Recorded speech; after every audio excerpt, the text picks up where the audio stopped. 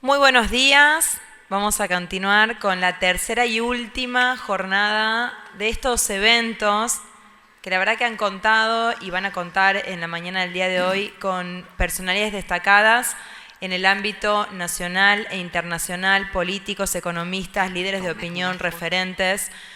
Vamos a empezar con el primer panel de esta mañana, al que hemos denominado La democracia a la deriva. Y vamos a contar con la experiencia venezolana. Para eso nos acompañan Rocío Guijarro, directora de CEDICE de Venezuela, y Vladimir Chelminsky, investigador de CEDICE también de Venezuela. Este panel es moderado por Manuel Guisone, que es director de formación de la Fundación Federalismo y Libertad. Muchas gracias Lourdes. Bueno, la verdad que antes que nada les quiero agradecer. Tengo el honor de presentar este panel. Nosotros estamos festejando ahora los 10 años de nuestra fundación. Sin embargo, ellos forman parte, y aquí Rocío fue fundadora de una fundación, digamos que en espíritu parecida a Federalismo y Libertad, pero que ya cumplió 38 años. Y 38 años en Venezuela, digamos.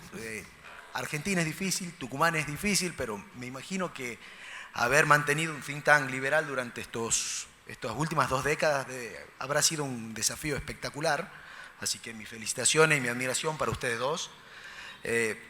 Yo usualmente, en otras condiciones, iniciaría la charla con Rocío porque es una dama, pero como es por un tema cronológico, me gustaría que empezar ahora con Vladimir, porque yo quisiera que él me cuente. Él veía, por lo que habíamos hablado antes, que antes de la Revolución Bolivariana ya Venezuela venía transitando el camino de servidumbre. Ya había, no era la luz de libertad que muchos por ahí recuerdan, quizá por comparación, digamos. Uno obviamente compara con lo que pasó después, pero me gustaría saber y que nos cuente a toda la audiencia cómo era Venezuela antes de la revolución. Buenos días, muchas gracias a todos ustedes y estoy muy orgulloso de estar aquí. Yo quiero comentar que la revolución bolivariana, que tiene 24 años, ha sido una catástrofe muy grande, pero no vino de repente. Se fue gestando, las frustraciones se fueron incrementando cada vez más, hasta que la gente, el país se suicidó votando en 1998 por Hugo Chávez. Quiero comentar que en nuestra historia hay muchos controles de precios, y los controles de precios pueden ser gloria de un día para el que los impone, pero siempre van a lograr los resultados opuestos a lo que se están buscando. Siempre.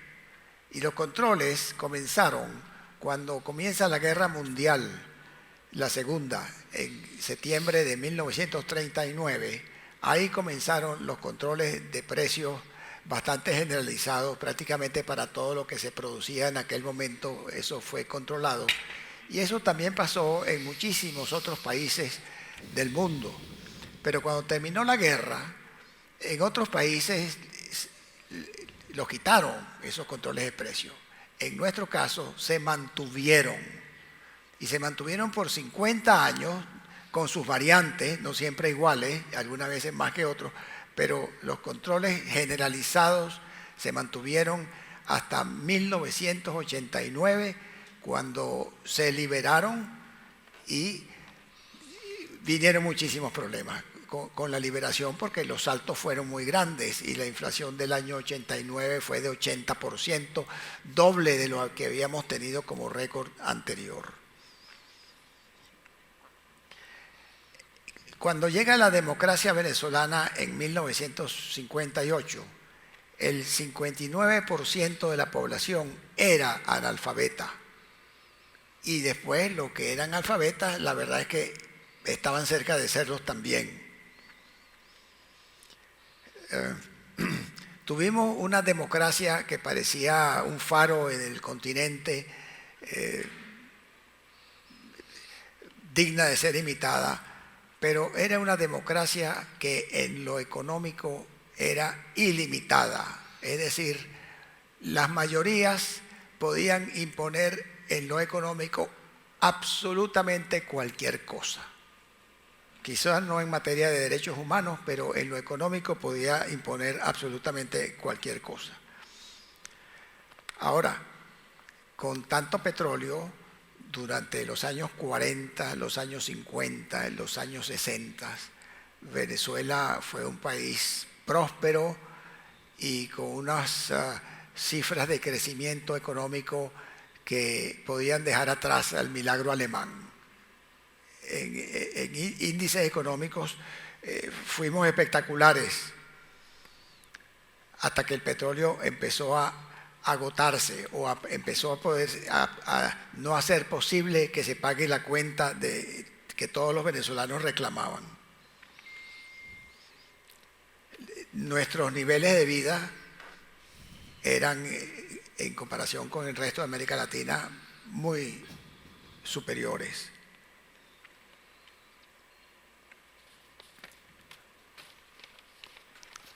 Somos el público venezolano, el pueblo venezolano es esencialmente tercermundista, y eso quiere decir que cree que nuestros problemas se deben a que los países que hoy son ricos vinieron a robarnos y ellos se hicieron ricos sacando nuestros petróleos y otros minerales.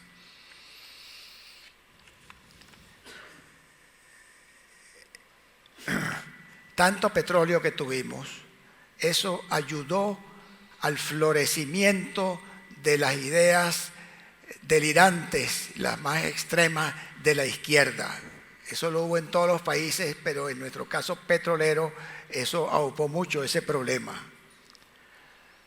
Nuestras universidades, por una parte, son gratis y producen profesionales que en cualquier carrera que estudien son esencialmente antiderecho de la libre iniciativa y son enemigas de todo lo que la libre iniciativa puede producir. Esta educación universitaria ahoga a la educación menor de bachillerato y primaria, que es mucho más, y preescolar, que es mucho más importante, pero la ahoga y también ahoga todas las finanzas del país.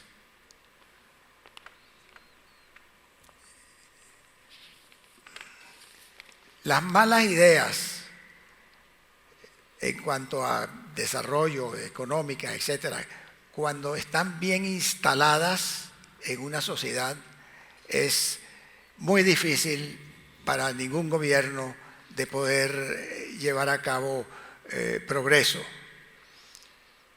Por esto quiero decir, cuando la gente cree que el gobierno está para controlar precios y subir por leyes, subir salarios, cuando la gente cree que los gobiernos están para poseer y para administrar las principales empresas del país, cuando la gente cree que los gobiernos están para redistribuir riqueza, no importa cuál es su origen, legítimo o ilegítimo, pero están para redistribuirla, cuando creen que el gobierno están para impedir que los empresarios pudiesen hacerse ricos, eso es una fatalidad muy grande y es muy difícil gobernar cuando la gente cree así.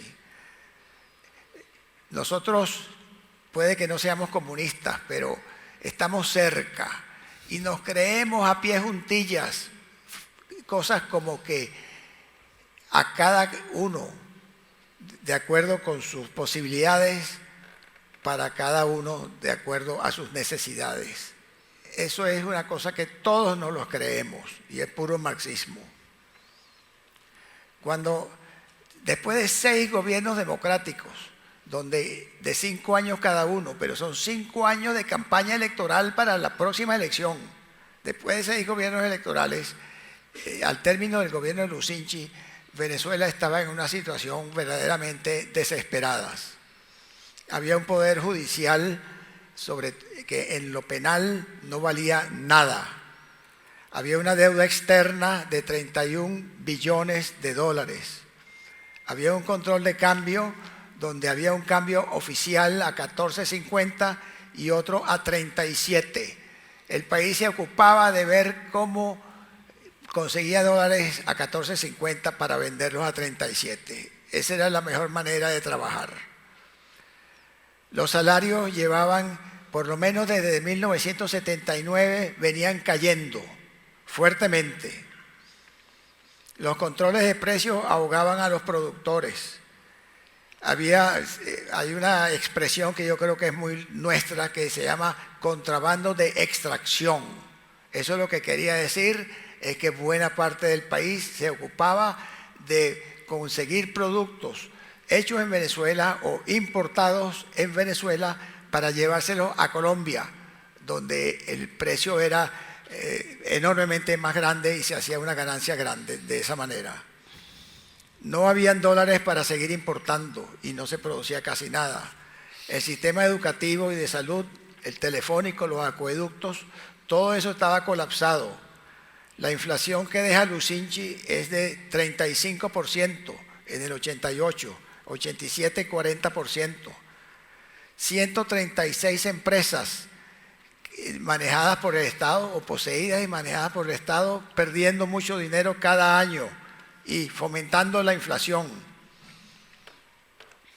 Las finanzas del gobierno en pésimo estado, la gente acostumbrada a que le regalen los servicios públicos que daba el gobierno, que fuesen todos regalados. Para dar una idea de cuán disfuncional estaba el país, desde que llegó la democracia en 1959, no se construyó un solo edificio con el propósito de ser entregado para alquiler. Sí se construyó, pero para vender los apartamentos, nunca más para alquiler. Y eso cerraba fuentes de empleo y obligaba a mucha gente que hubiese podido alquilar algo a mudarse, a establecerse en un rancho.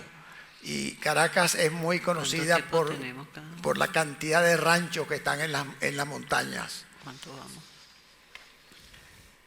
El país rentista, el país que vivía del petróleo y podía cometer errores, grandes errores, y los tapaba con dinero de petróleo, se había terminado prácticamente en 1983, cuando se declaró la crisis económica.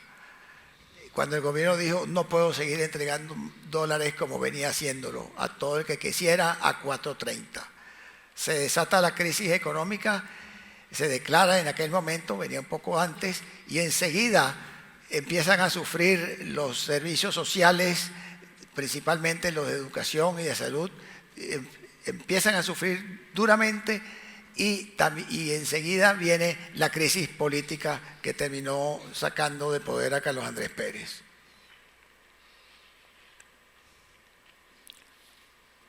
En 1988 hay elecciones presidenciales, y las elecciones las gana Carlos Andrés Pérez, un caballero que había gobernado antes entre 74 y 79 y había sido extremadamente populista y dictador económico, y había botado la riqueza petrolera tan grande que se logró en aquellos años.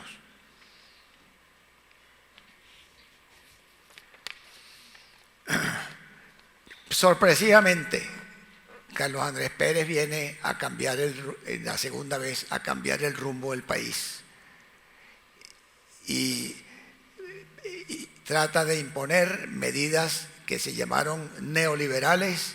En mi concepto eran simplemente medidas de sentido común, pero él toma posesión el 2 de febrero del 89 y el 27 de febrero bajaron la gente que vivía en los cerros de Caracas, bajaron a saquear a Caracas. Y Pérez dejó que el saqueo se diera por día y medio, y después reconoció que tenía que aplacarlo y lo aplacó, pero usó demasiada fuerza y hubo más de 1000 muertos. A pesar de eso, de que estrenándose hubo este problema tan grande, por cierto, seguramente que influenciado por Cuba. Entonces, de todas maneras, Carlos Andrés Pérez sigue adelante y libera precios que venían regulados como desde el 39, vende empresas, sube el precio de la gasolina, que era un regalo, promueve exportaciones, abre el petróleo para las inversiones extranjeras de nuevo, llega a un libre acuerdo con Colombia para que las mercancías pasen las fronteras sin pagar aranceles, que fue muy importante eso, se abre a las inversiones extranjeras, racionaliza los aranceles aduaneros entre 0 y 20%, antes teníamos locuras como aranceles de 900% más otra parte según peso de la mercancía, racionaliza el impuesto sobre la renta, en cierto modo lo rebaja porque tenía defectos muy grandes, pero pide un impuesto IVA para hacer sus finanzas, y ese impuesto IVA nunca se lo dio al Congreso, se lo dio al presidente que lo sustituyó. El 4 de febrero del 92 hay un golpe de Estado de Hugo Chávez, y muy poco tiempo después, el 21 de mayo del 93, Carlos Andrés Pérez está preso.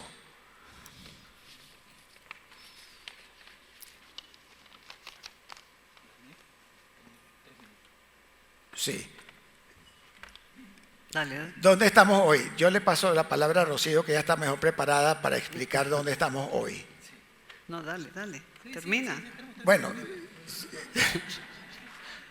hemos pasado por 26 elecciones desde que los bolivarianos llegaron al poder. 26. Ellos se jactan con eso de que somos el país más democrático del mundo, pero todas han sido ilegítimas. Sí es verdad que las han ganado en su gran mayoría, pero con unas campañas electorales completamente inaceptables. Los partidos políticos de oposición aniquilados, asfixiados, y el partido político de gobierno con todos los fondos y todos los poderes que podían tener. Jamás hubo un debate televisado. Tenemos 25% de la población se ha ido, aproximadamente 7,1 millones de personas que se han ido, y la mayoría en condiciones verdaderamente para llorar de la forma como se han ido. La pandemia nos ha tocado demasiado fuerte, nos ha tocado sin gasolina, al punto de que en provincia, donde el problema es más grande que en Caracas, todos los problemas son más grandes en provincia que en Caracas, no había gasolina ni siquiera para transportar a un cadáver. Nos prohibieron trabajar, y prohibirle trabajar a gente que es muy pobre y que nunca tiene un bolívar de ahorro es terriblemente duro. Llega la pandemia con todos los hospitales colapsados, no tenemos los hospitales, y la ciudad está sin agua, no hay cadena de frío para recibir las vacunas que se recibieron y que se recibieron tarde, no se pudieron recibir las americanas y las inglesas por mucho tiempo. El sistema educativo de gobierno, ellos decían que durante la pandemia daban clases por internet, eso es una grandísima mentira. Los profesores que ganaban algo así como $3 diarios, ellos no tenían facilidades para transmitir por internet desde sus casas, ni tenían computadores, ni los alumnos tenían los equipos para recibir esos internets. Además de eso, las sanciones que impuso Estados Unidos pues terminaron afectando mucho a la población. Así que pasamos una temporada terriblemente difícil. Hay 240 presos políticos, 16.000 personas han sido detenidas y generalmente torturadas, dejadas libres, y hay 9.000 personas en el momento con juicios penales pendientes y con libertad condicionada, tienen que presentarse en el tribunal cada 15 días o algo parecido. Nada de libertad de prensa hay, La oposición está agotada, más débil que nunca. La criminalidad es quizás el peor problema de todos.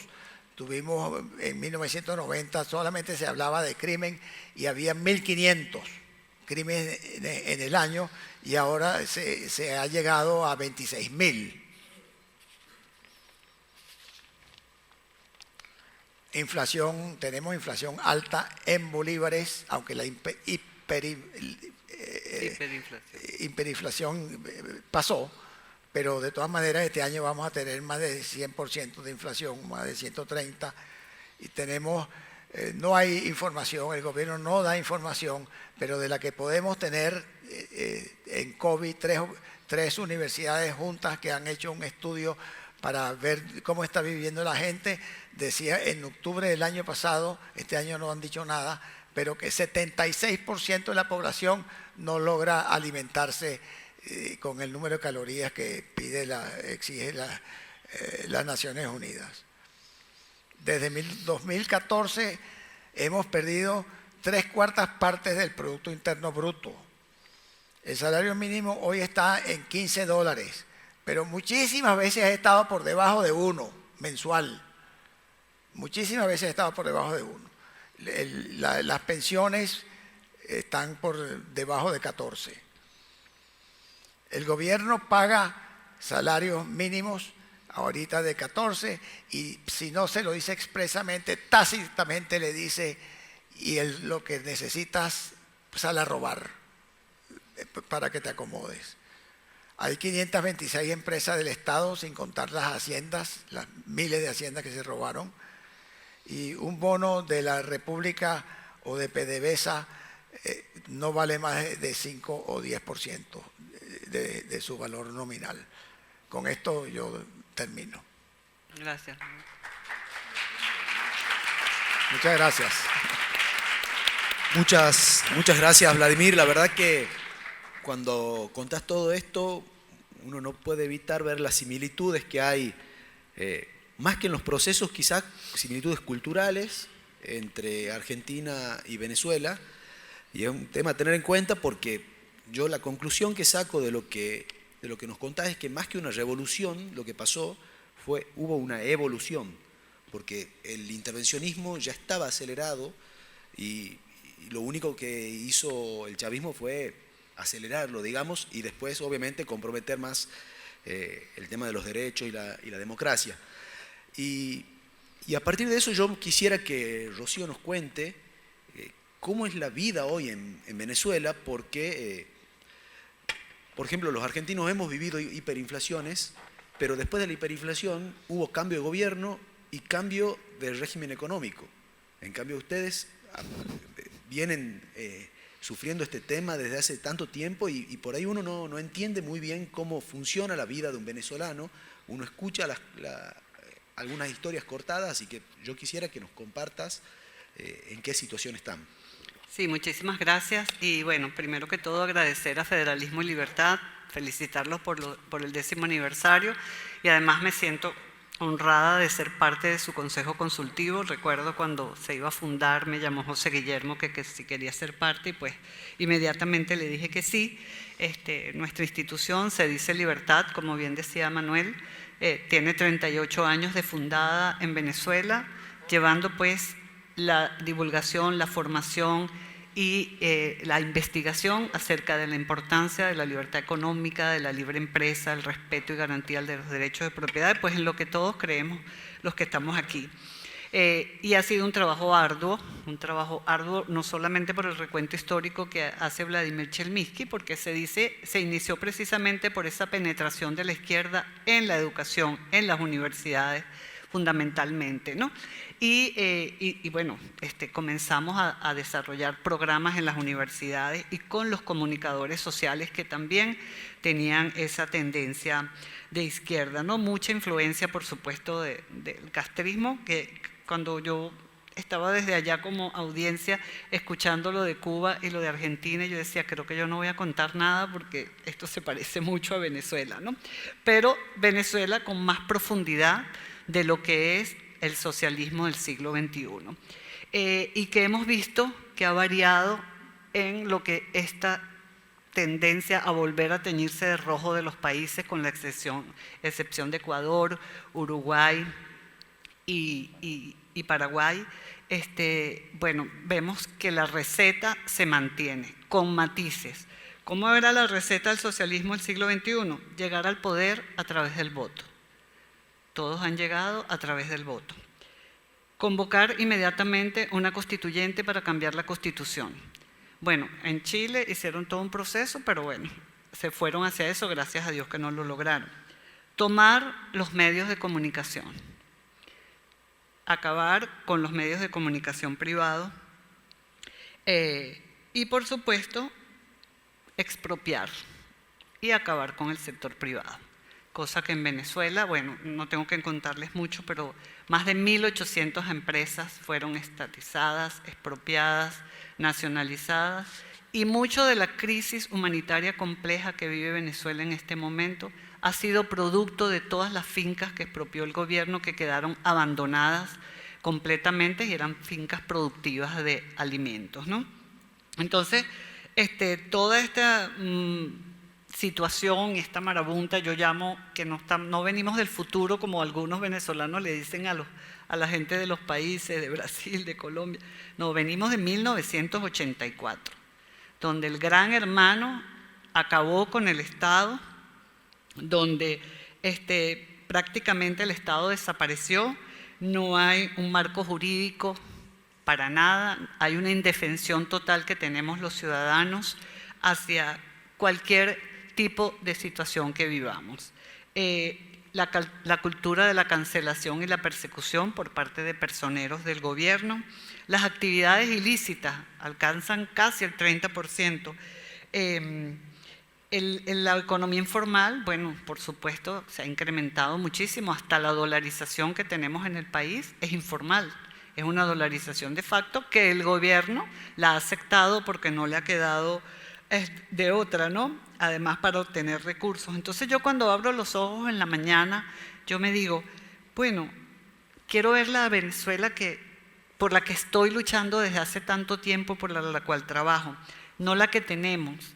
Y tampoco no quiero sentir pena por mi país, ni que los demás sientan pena por Venezuela, porque no hay auditorio donde nosotros vayamos donde la gente diga, oye, cónchale, qué broma con Venezuela, pobrecitos los venezolanos. Y bueno, y ustedes han sido receptores de muchos de esos venezolanos que han salido del país, que Vladimir ya comentaba las cifras, 7 millones y pico, y que han venido a buscar oportunidades, no solamente en Argentina, sino en toda América Latina. Y bueno, dada la situación que están teniendo los países de América Latina hacia un socialismo, pues están tratando de huir de ahí también y se van a Estados Unidos. Bueno, Estados Unidos acaba de poner una regulación que va a frenar esa llegada hasta Estados Unidos, pero a España. Están los venezolanos regados por todas partes, y también nos preocupa la xenofobia que ha empezado también a surgir a partir de la cantidad de venezolanos que están migrando, ¿no? Y nosotros fuimos receptores de muchos migrantes en Venezuela cuando había dictaduras en los países del sur. Yo estudié filosofía, no se imaginan qué facultad más izquierdosa.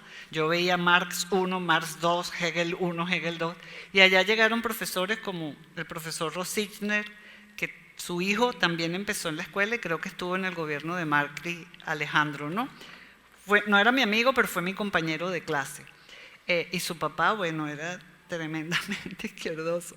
Entonces, esa situación, pero los recogimos con todo el amor, y todavía, bueno, Tomás Eloy Martínez, un argentino súper destacado, Rodolfo Terraño, todos ellos además fundaron un periódico maravilloso con Diego Arria, que fue el periódico más liberal que tuvimos en Venezuela, el Diario de Caracas. Así que para nosotros, el que ustedes acojan a los venezolanos es de verdad un agradecimiento eterno. El gobierno venezolano además cooptó todas las instituciones, el Tribunal Supremo de Justicia, el Banco Central, la Asamblea Nacional, que es el Congreso, pues todo lo maneja el gobierno. Cosa que yo siempre comparo con otros países, que yo siento que muchas de la institucionalidad en países que están yendo otra vez hacia el socialismo son fuertes y han detenido un poco el avance del socialismo. En Venezuela no. En Venezuela todos los poderes están en manos del Estado y lo manejan pues militares y gente, amigos de Chávez en su momento y de Maduro en este momento, ¿no? La iniciativa privada, como les decía, cada vez más desplazada por el creciente y apabullante poder económico del Estado y todo esto ha contribuido a crear un gobierno delincuencial, criminal, donde está lo peor de todos los mundos. Venezuela es casi un estado fallido. Allá está la guerrilla, están los iraníes, están los rusos, todos asentados en diferentes sitios de Venezuela. Y cada uno en esa isla que tienen, pues manejan y dominan los mecanismos más fraudulentos y de economía negra que puede existir ahí. El narcotráfico, pues en Venezuela es apabullante, ¿no? Son muchos los eventos que en los últimos tiempos han añadido mucho desconcierto a los venezolanos tenemos muchos aliados internacionales que están claros de lo que confronta esta dictadura no convencional, sino con una estructura criminal que es de índole transnacional en Venezuela, ¿no? Entonces, en consecuencia, no es solo Maduro. El problema es un complejo entramado de mafias, de narcotráfico, de corrupción que ha conducido totalmente a la vulneración de la soberanía de los venezolanos. Entonces, es un drama humanitario sin precedente porque, bueno, ha desaparecido cualquier vestigio de Estado de Derecho, ¿no? Bueno, como les contaba, vivimos una crisis humanitaria compleja y según la encuesta de condiciones de vida que hacen las universidades del país, la pobreza en Venezuela ha aumentado casi al 96% en los hogares venezolanos. Y esto ubica a Venezuela como el país más pobre de América Latina, a pesar de tener las reservas petroleras más importantes del mundo. Y bueno, tenemos un país supremamente pobre. Esa creencia de que Venezuela era rica solamente está, como decía Vladimir, en la cabeza de los venezolanos, porque no es así. Bueno, tenemos un deterioro terrible en los servicios básicos. Yo tengo agua de 8 a 8:30 de la noche. En mi casa, en un edificio de apartamentos, una urbanización, hay racionamiento de agua. ¿Qué pasó? Tuve que poner un tanque de agua en el lavadero de mi casa para poder tener agua todo el día. O sea, esto no es mentira, no es en las zonas más pobres, que ahí es peor, sino también en las urbanizaciones del centro de la ciudad y las clases medias. En el interior del país, en las provincias, es peor. Ahí sí es verdad que el racionamiento es terrible, la calidad del agua es muy mala. En estos días, esta semana, nosotros tenemos un monitor de servicios básicos que hacemos seguimiento, el agua está saliendo negra. Y bueno, nadie da cuenta de nada porque nosotros no tenemos información de nada de lo que sucede en ningún estamento del Estado. El tema del racionamiento eléctrico también. En el interior del país pasan 7, 8 horas sin luz. En Caracas, que es la ciudad capital, pues a veces hay apagones que se producen, pero muchos bajones. Esto, por supuesto, quema las computadoras, quema los electrodomésticos. Y bueno, tenemos que reforzar permanentemente con estos... ¿Cómo se llaman estos? Exacto. Y el gas que es pues de lo que vive la gente de los sectores populares con bombonas de gas, pues hay escasez de gas y esto es un drama permanentemente de protestas diarias de la gente de los sectores populares porque no les llega el gas. Entonces, esta política sistemática de expoliación, no solamente del derecho de propiedad de la tierra o de las empresas, sino de la vida de los venezolanos, que no tenemos una calidad de vida que nos permita progresar, echar para adelante, ¿no? Pero sin embargo, pues nosotros no nos rendimos. Nosotros somos de los que no nos rendimos y tenemos la esperanza de que podamos salir de esto con la ayuda de aliados internacionales y de los venezolanos que estamos allá dispuestos a salir adelante. Tenemos, bueno, mucha disminución y debilidad de cosas y sobre todo de recursos, pero sin embargo seguimos adelante. Hay un sector empresarial que cohabita con el gobierno, pero hay otro tradicional que se ha mantenido produciendo lo poco que puede producir y manteniendo a sus trabajadores. No hay un programa mejor de gobierno que un buen programa económico, porque está implícito lo social en él, porque genera empleo, genera riqueza y genera bienestar. Y esperamos tenemos la esperanza de que podamos salir en algún momento de este régimen y construir una Venezuela con muchas oportunidades para todos. Gracias. Muchísimas gracias a ambos. La verdad que hayan podido venir desde Venezuela, sabiendo lo complicado que es salir de Venezuela, y no solo ir a la capital, a Buenos Aires, sino venirse hasta Tucumán, es un trajín muy largo, así que les agradezco a los dos y les agradezco a todos. Muchas gracias. No, gracias a ti. Gracias a ustedes.